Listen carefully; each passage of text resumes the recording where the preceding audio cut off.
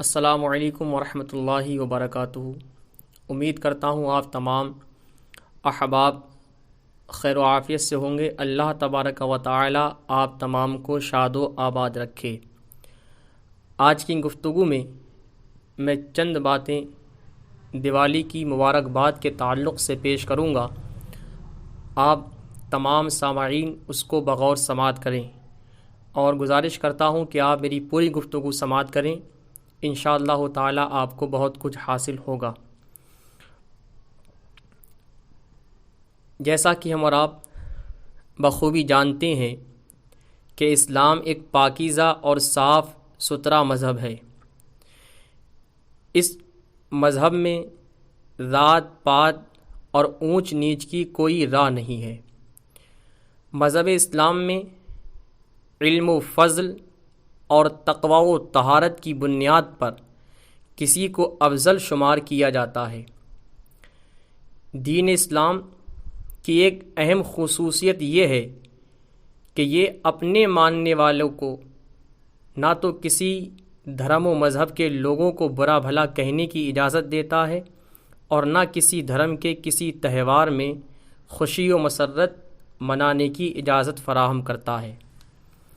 دوسری اہم خصوصیت یہ ہے کہ یہ اپنے ماننے والوں پر جبر و تشدد اور زبردستی کر کے اپنا حکم نافذ نہیں کرتا، البتہ اتنا ہے کہ اس کے احکام کو نہ ماننے والا خود بخود اس کے دامن سے نکل جاتا ہے۔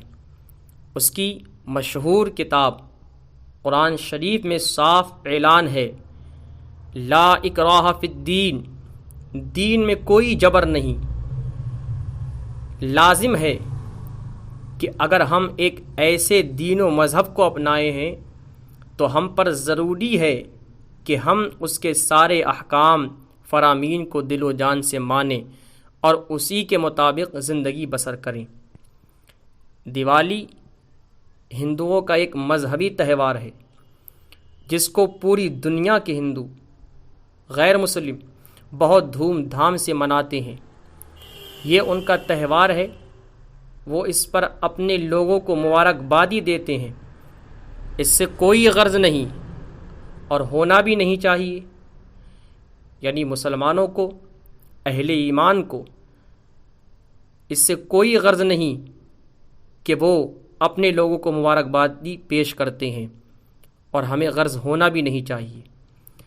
غرض اس بات سے ہے ہمیں کہ ادھر کچھ سالوں سے مسلمانوں کا عصری تعلیم یافتہ طبقہ اور سیاست سے دلچسپی رکھنے والے لوگ بڑی تیزی سے اس کی مبارکبادی دیتے ہیں، ایک دوسرے کو مبارکباد دیتے نظر آ رہے ہیں، جبکہ اسلام میں اس کی بالکل اجازت نہیں، بلکہ فقہاء کرام نے اس کو اشد حرام اور کفر لکھا ہے۔ حضرت شارح بخاری مفتی شریف الحق امجدی علیہ رحمہ اپنے فتاوی شارح بخاری جلد 2 میں لکھتے ہیں، ان مشرکانہ مذہبی تہواروں پر ہندوؤں کو، غیر مسلموں کو مبارکباد دینا اشد حرام ہے اور یہ کفر کی طرف لے جانے والا عمل ہے، یعنی مبارکبادی پیش کرنا یہ کفر کی طرف لے جانے والا عمل ہے۔ نیز شارح بخاری ایسا کرنے والے مسلمانوں کا حکم ارشاد فرماتے ہوئے لکھتے ہیں، جو مسلمان ایسا کرتے ہیں، یعنی جو ہندوؤں کے مذہبی تہواروں کی مبارکباد پیش کرتے ہیں، ان پر توبہ، تجدید ایمان و نکاح لازم ہے۔ اتنا نہیں بلکہ آپ نے اس موقع پر کفار سے پیسہ لینے کو حرام و گناہ لکھا ہے۔ وہ لکھتے ہیں، اور اس پر پیسہ لینا بھی حرام و گناہ ہے،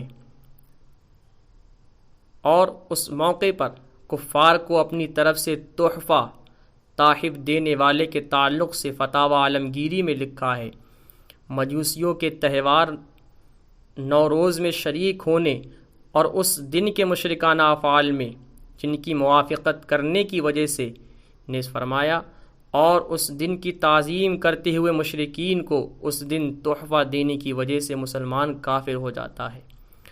اگرچہ تحفے میں ایک انڈا ہی ہو، یعنی کسی مشرک کو، کسی کافر کو مبارکبادی پیش کی اور تحفے میں ایک ہی انڈا کیوں نہ دیا ہو، تو مذکورہ فتاوی کے پیش نظر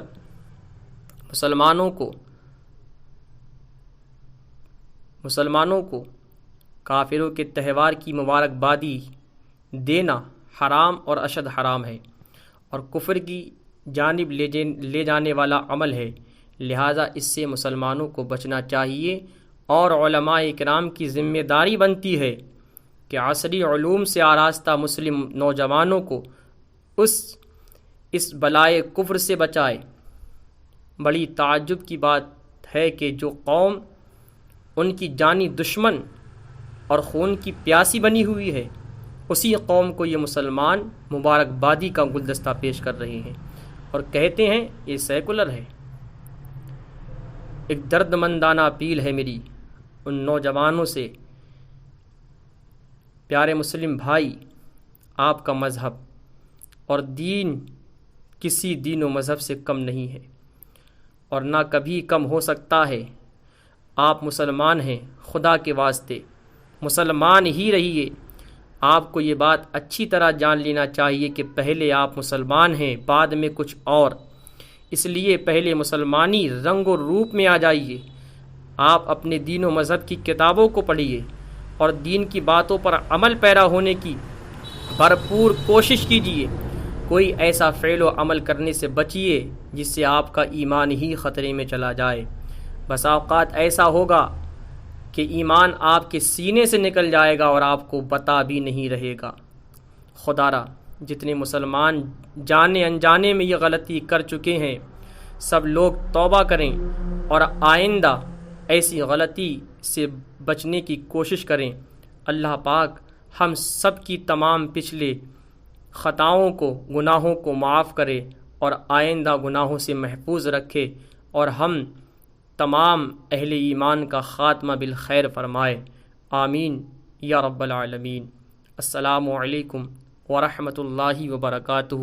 میں آپ سے گزارش کرتا ہوں کہ آپ میری ان تمام باتوں کو اپنے مسلمان بھائیوں تک پہنچائیے تاکہ وہ اس بلائے عظیم سے محفوظ رہیں، تاکہ ان کا ایمان محفوظ رہے اور وہ اپنے ایمان کو تباہ و برباد ہونے سے بچا لیں۔ اللہ تبارک و تعالی ہم سب کو شریعت مصطفیٰ پر عمل کرنے کی توفیق عطا فرمائے۔ خدا حافظ، فی امان اللہ۔